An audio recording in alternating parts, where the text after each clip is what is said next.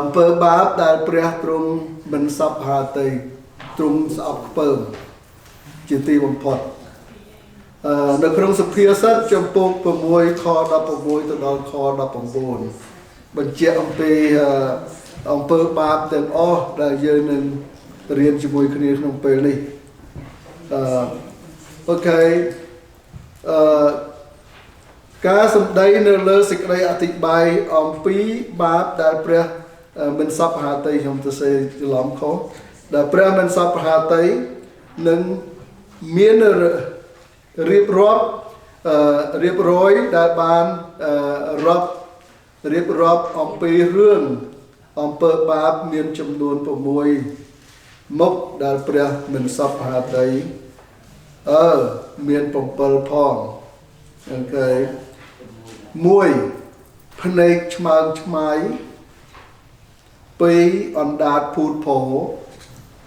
3ដាយដែលកំចាយឈាមមនុស្សអតោ4ចិត្តដែលគិតគូរបង្កើតអំពើអាក្រក់5ជើងដែលរហ័សរត់ទៅប្រព្រឹត្តការអាក្រក់6សាក្សីคล้าย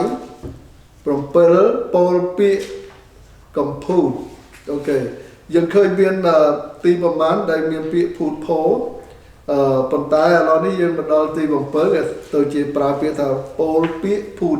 កំភូតវិញអូខេដូច្នេះនៅពេលនេះយើងនឹងរៀនពីការនឹងថាតើការនឹងហេតុអីបានជាព្រះអង្គមិនសពហាតីដាច់អហង្ការ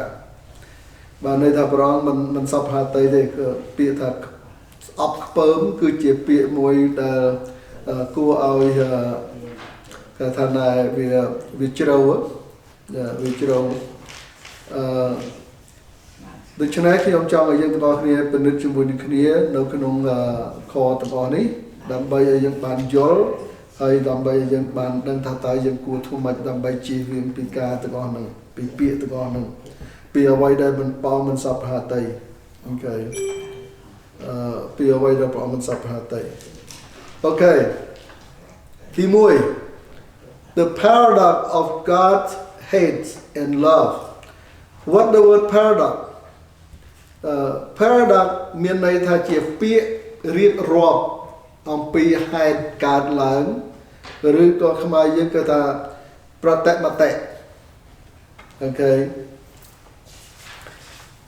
ព្រះក៏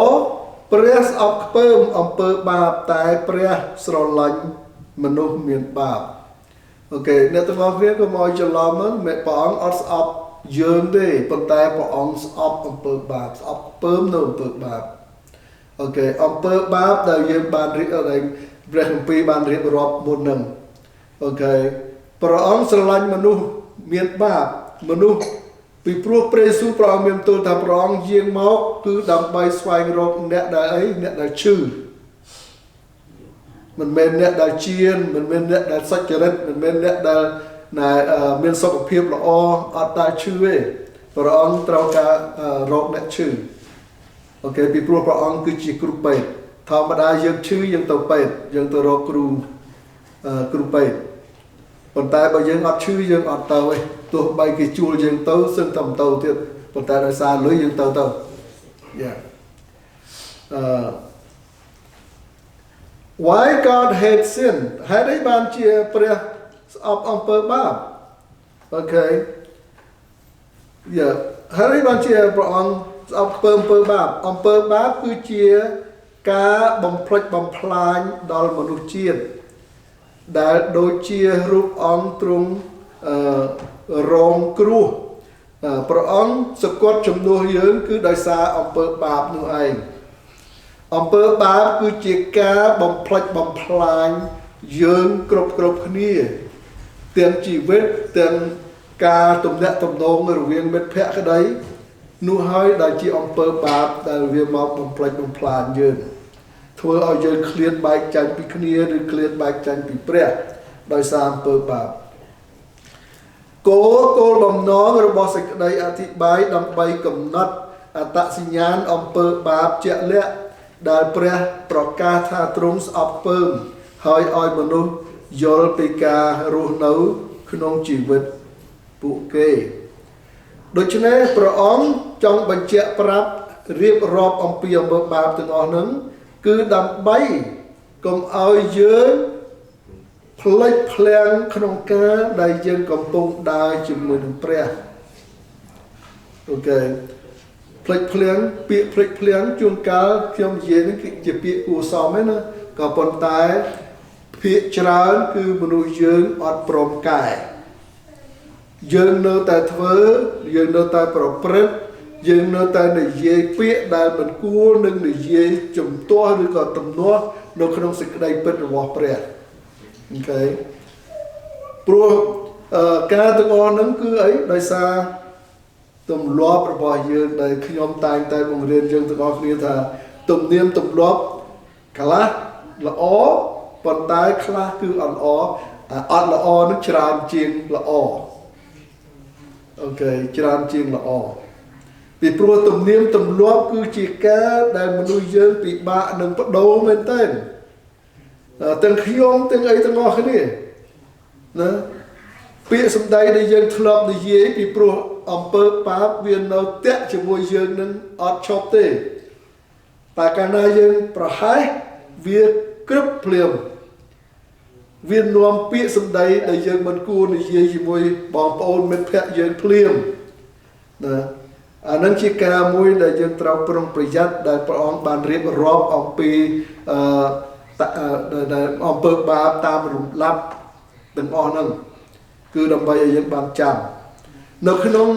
យូហានទី1ចំពុក4ខ8តែអ្នកណាដែលគ្មានសេចក្តីស្រឡាញ់នោះមិនស្គាល់ព្រះវិញពីព្រោះព្រះទ្រង់ជាសេចក្តីស្រឡាញ់នោះឯងអូខេហើយនេះបានជាខ្ញុំយកខសេចក្តីស្រឡាញ់នេះមកដាក់ពីព្រោះព្រះអង្គស្រឡាញ់មនុស្សទាំងអស់ទាំងមនុស្សអត់មានបាបទាំងមនុស្សបាបអូខេទាំងមនុស្សខ្វិនខ្វាក់គោថ្លង់គឺព្រះអង្គស្រឡាញ់ទាំងអស់ដូច្នេះព្រះអង្គចង់បង្រៀនយើងឲ្យចេះស្រឡាញ់ដែលអត់មានរើសឋានៈវណ្ណៈមុខមាត់ភេទឬក៏ខុសអំពីអ្វីៗតាមបុគ្គលរៀងៗខ្លួននោះណាដូចខ្ញុំធ្លាប់និយាយថាកាលខ្ញុំមិនទាន់ជឿព្រះអង្គពេលហ្នឹងខ្ញុំឃើញលើកទី1ខ្ញុំឃើញកូនសិស្សពលកាលហ្នឹងខ្ញុំធ្វើការនៅក្នុងថ្នាក់រៀនឆ្នាំទី1 83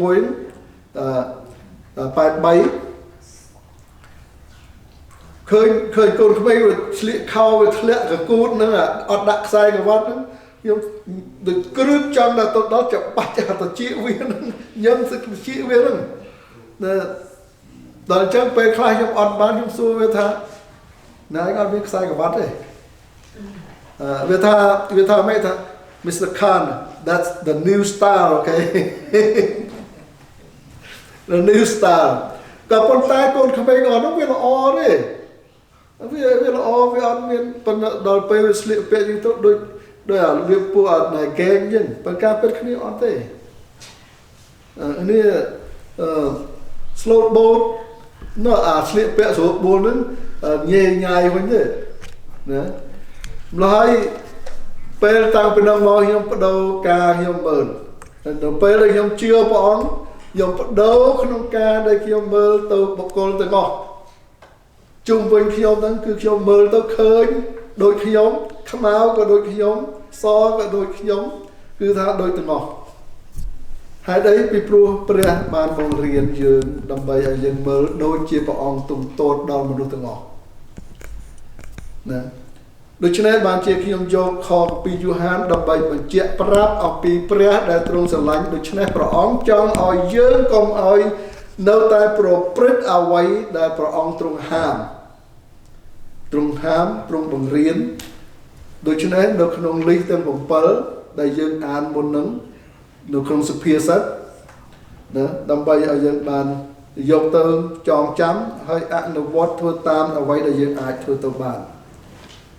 2 Okay God hate what sin ការស្អប់ខ្ពើមរបស់ព្រះចំពោះអំពើបាបទាំងនេះគឺអីទីមួយគឺអី proud look បានន័យថាដូចយើងអានមិនអញ្ចឹងអង់គ្លេសថា proud look បានន័យថាភ្នែកឆ្មើងឆ្មៃអូខេ the attitude of arrogant and self important បានន័យថាមនុស្សយើងចូលចិត្តប្រើទស្សនៈនិងគំនិតដូចថាមានអំនួតនឹកឃើញតែចេះជាងគេបកកែជាងគេអ្នកខ្លះយើងឃើញគេអត់មានសញ្ញាបត្រទៅយើងគិតថាគេនឹងអន់ជាងយើងអានឹងហៅថា arrogant ណា arrogant ខ្មែរយើងគឺអីក្រអឺតកតងក្រអឺតកតងអូខេភ្នែកឆ្មើងឆ្មៃអរិយាបថនៃភាពក្រអឺតកតងនិងសារៈសំខាន់ខ្លួនឯងគិតថាខ្លួនឯងសំខាន់ជាងគេអូខេពេលណាខ្ញុំគិតចឹងអ្នកទាំងអស់នេះខ្ញុំតែងនឹកគិតពីរឿងខ្មែរយើងរឿងនិទានខ្មែរយើងដែលគេថាណែអ្នកចេះ10មិនស្មើអ្នកប្រសពមួយណាបានន័យថាមានពេលមួយគឺថាដុំថ្មវាធ្លាក់មកពីលើភ្នំរវាលមកនៅចំពាក់កណ្ដាលផ្លូវខ្នល់ហ្នឹងទៅហើយពួកណែចវាយស្រុកចវាយអីហ្នឹងយកវិស្វករយក engineer ទៅពិនិត្យមើលត្រូវធ្វើយ៉ាងម៉េចដើម្បីកុំឲ្យអស់លុយច្រើនអីនៅតែអស់លុយច្រើនប៉ុន្តែស្រាប់ពេលមួយអ្នកចំការអ្នកស្រែហ្នឹងដើរមកដល់គាត់ម្នាក់ឯងលីចោមកហើយគាត់ឈរមើលគេថាធ្វើអីគាត់ថាអូតែស្ដាប់មើលទៅ engineer ថាអស់ប៉ុណ្ណេះត្រូវធ្វើអញ្ចេះហើយគាត់ថាឲ្យគាត់តែ500មកគាត់ធ្វើហើយស្អែកច្បាស់ស្រុកថាអីឲ្យធ្វើយ៉ាងម៉េចម្នាក់ឯងឬមើលគ្នាខ្ញុំធ្វើទៅម្នាក់ឯងមានអីហ្នឹងហើយគេថាអ្នកចេះ10មិនស្មើអ្នកប្រសពមួយណាគាត់ជិះចរន្តដាវនៅលើផ្លូវខ្នល់ហ្នឹងទៅឲ្យប៉ិនមកថ្មហ្នឹងទៅហើយជ្រៅបន្តិចទៅហើយយកឈើគាស់ប្រមៀលថ្មហ្នឹងដាក់ចូលក្នុងរត់ហ្នឹងហើយលុបដៃទៅមានបាក់អីទៀតអស់ស្អាតថេងបរឡានបាត់យ៉ាដូច្នេះពេលខ្លះយើងគិតថាខ្លួនយើងគ្រាន់បើបកកាយយើងមើលទៅគេតូចជាងយើងអន់ជាងយើងក្រជាងយើងខ្សោយជាងយើង that is what ដែលហៅថាភ្នែកឆ្មើងឆ្មៃភាពមិនប្រក្រតីភាពគេហៅថាក្រអឺតកតងព្រះអង្គមិនសពហាទេអ្នកទាំងអស់គ្នាព្រះស្អប់ការលើកដំកើងខ្លួនខ្ពស់ជាងព្រះនិងអ្នកឯទៀតអូខេ that what God អណ្ដាតភូតផោភាពមិនស្មោះត្រង់នឹងការបោកបញ្ឆោតអូខេពាក្យភូតផោគឺជារឿងមួយដែលធ្វើឲ្យមានវិបត្តិបញ្ហាអូខេមានអារម្មណ៍ guilty បានន័យថាខុសឆ្គងអំពើបាបនៃអណ្ដាតគឺជាការរំលោភលើសេចក្តីពិតនិងការជឿទុកចិត្តខ្លួនឯងអូខេ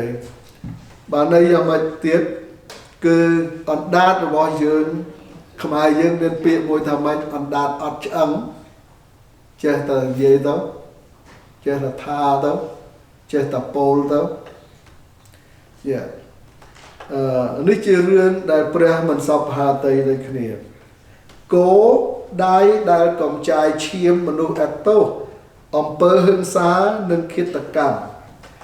ទង្វើចុងក្រោយនៃការបំផ្លាញជីវិតដែលអំណោយដ៏មានតម្លៃពីព្រះបានន័យថាយ៉ាងម៉េចបានន័យថាទង្វើទាំងអស់ហ្នឹងគឺជាទង្វើមួយដែលនាំឲ្យវិបត្តិសៅហ្មងហើយព្រះអង្គបានឲ្យតម្លៃនឹងគឺជាតម្លៃដែលមិនល្អតម្លៃបំផ្លិចបំផ្លាញជីវិតមនុស្សអូខេមានន័យយ៉ាងម៉េចទៀតដៃដែលកំចាយឈាមមនុស្សឥតទោសពេលខ្លះយើងអត់ទៅសម្លាប់គេទេក៏ប៉ុន្តែយើងរួមដៃគ្នាដើម្បីនឹងសម្លាប់គេនឹងដែរអានឹងជាកត្តាដូចគ្នាណាដូច្នេះ Hari nak tengok ni hari ban chia nàyព្រះបានបង្រៀនលោកពេត្រុសឲ្យអត់ទោសប្រមាណ770ដងអូខេ psychology គេឲ្យយើងរាប់ណែ10ទៅមុខរួចហើយបច្ច្រាស់ត្រឡប់មកវិញទៀត5ដងមុននឹងយើងហានិយាយនៅពេលដែលយើងខឹងអូខេ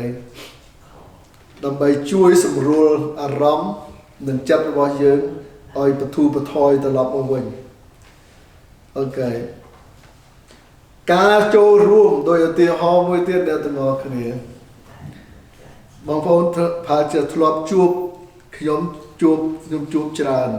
តាំងពីក្មេងមកក៏មានអញ្ចឹងពេលណាមានបុគ្គលណាដែលអត់ចូលចិត្តបុគ្គលណាមួយគាត់តែងតែមកនិយាយប្រាប់យើងថាចេះហើយគាត់ល្អចេះដើម្បីអីដើម្បីឲ្យយើងចូលរួមជាមួយនឹងគាត់អូខេដើម្បីឲ្យយើងបានចូលរួមជាមួយគាត់អញ្ចឹងហើយដោយឧទាហរណ៍ណែបងប្អូនយើងនៅក្រុមជំនុំហើយយើងអត់ចូលចិត្តបងប្អូនយើងណាមួយយើងទៅប្រាប់គាត់ថាចេះអានឹងធ្វើឲ្យយើងមានអារម្មណ៍ចូលរួមដូចគ្នាណាទឹកអស់នឹងឯងដែលជាដៃដែលកំចៃជាមនុស្សអត់ទោសអូខេអ្នកទាំងអស់នេះចាំរូបភាពនេះចាំរូបភាពហ្នឹង That is Cain and Abel មនុស្សស្លាប់ទី1ហើយនឹងមនុស្សដែលសម្លាប់លើកទី1នៅក្នុងព្រះបន្ទូលរបស់ព្រះអូខេត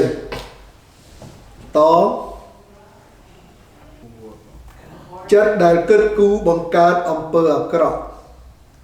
អូខេចេតនាព្យាបាទនិងក្រុមធ្វើបាបអំពើអាក្រក់អូខេច្បាប់សពថ្ងៃគេបង្កើតការនឹងដូចគ្នាបានន័យថា Golden Rule ហ្នឹងគឺថាពេលណាមនុស្សសម្លាប់គេឡើងតុលាការដើម្បីវិភាគរកហេតុផលថាតើអ្នកនឹងមានគម្រោងសម្លាប់គេប៉ងសម្លាប់គេឬក៏ដោយអចេតនាការដោយគ្រោះថ្នាក់ឬក៏ការដោយទុកកំហឹងអត់បាននៅក្នុងមួយពេលហ្នឹងដូច្នេះទាំងចំណុចហ្នឹងវាថាបើយើងប៉ងគាត់ថាសម្លាប់គេអានឹងបាបធ្ងន់បាទន័យថាទោសធ្ងន់អូខេជាប់គុកមួយជីវិតឬក៏អាចនឹងបាត់ជីវិតដោយដូចគេដែរប៉ុន្តែបើអ្នកហ្នឹងប៉ងអត់ប៉ងទេគឺសម្លាប់គេដោយការពារខ្លួនឯងឬក៏ការដោយចាយដន់ឬក៏ដោយមូលហេតុអីមួយដែលមិនមែនជាគម្រោងក្រងទុកអានឹងបាបឬក៏ទោសស្រាលអូខេជាប់20ឆ្នាំឬក៏50ឆ្នាំឬក៏អីចឹងទៅ Yeah so ដូច្នេះអានឹងគឺជាការដែលព្រះទ្រង់អត់មានគិតចឹងទេព្រះអង្គអត់សពផាតីចឹងទេបាបគឺបាបប៉ងសម្រាប់គេក៏បាបមិនប៉ងក៏បាបគឺនៅតែបាបអញ្ចឹងណានៅតែបាបប៉ុន្តែដោយសារមូលហេតុមួយដែលព្រះបានបង្រៀនឲ្យយើងបានរួចខ្លួនគឺដោយសារព្រះអង្គទ្រង់ឲ្យយើង repent អូខេអំពើបាបផ្ដើមពីក្នុងចិត្តមុនពេលវាបង្ហាញឲ្យឃើញនៅក្នុងសកម្មភាពអូខេអ្នកទាំងអស់គ្នាម្ល៉េះហើយបានជាព្រះទ្រង់បង្រៀនយើងថាឲ្យយើងលន់តួឬក៏ឲ្យយើងអត់ទោសឬក៏យើងត្រូវលន់តួចំពោះព្រះទាំងអស់មុនពេលថ្ងៃលិចអូខេមុនពេលថ្ងៃលិចពីព្រោះហេតុអីពីព្រោះនៅពេលដែលថ្ងៃលិចយើងចូលគេងនៅពេលដែលយើងចូលគេងមានទាំងរបស់របរនៅក្នុងខួរក្បាលយើងពីរឿងសំអប់ហ្នឹងកំហឹងហ្នឹងគឺនាំឲ្យយើងមានសៅម៉ងគិតទៅឆ្ងាយតទៀតក្បួនធម្មតាកាលណាយើងស្អប់មនុស្សម្នាក់យើងរកគ្រប់មធ្យោបាយមិនអញ្ចឹងយើងគិតគូរការដែលមិនល្អ ឬក៏យើងគិតគូរដោយការដែលយើងតបស្នងក្នុងការដែលបំផ្លាញជីវិតឬក៏ក្នុងការបំផ្លាញកិត្តិយសអីមួយនេះទាំងអស់ហ្នឹងហើយដែលព្រះអង្គចង់ឲ្យយើងបំភ្លេចចោលមុនពេលថ្ងៃលិច so អំពើបាបផ្ដើមពីក្នុងចិត្តអូខេព្រះយេស៊ូវគ្រីស្ទព្រះអង្គមានបន្ទូលថាចំណីអាហារចូលទៅក្នុងពោះធ្លាក់ទៅក្នុងបង្គន់ប៉ុន្តែចិត្តទាំងអស់គឺចាញ់មកល្អគឺល្អអាក្រក់គឺអាក្រក់ហើយ